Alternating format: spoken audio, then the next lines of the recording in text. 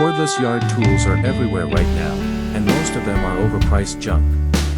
So today we're breaking down two that keep showing up in search, the Wood Ranger Power Shears and the Wood Ranger Weed and Lawn Trimmer. What they actually do, what's in the box, and who they're actually worth it for. Let's get into it. First up, the Weed and Lawn Trimmer. Here's what you get in the box: the trimmer head, a telescoping shaft, 2 wheels for edge guiding, a mounting handle, and a rechargeable battery pack. It ships mostly disassembled, so setup is part of the deal. Assembly is toolless. The handle clips onto the shaft. The wheels snap onto the base for edging mode. The battery slides in and locks with an audible click. Wood Ranger says most people get from box to first use in under 10 minutes, no tools required.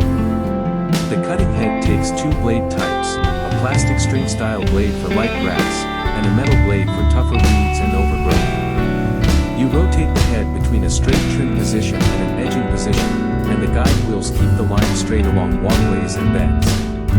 It's built for small to medium yards, not acreage.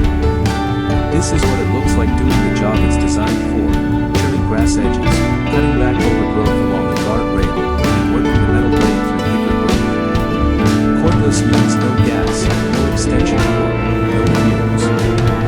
Bottom line on the trimmer: if you've got a small yard and you're tired of dragging out a gas trimmer for 10 minutes of work, this solves that problem. It won't replace a gas trimmer on a big property.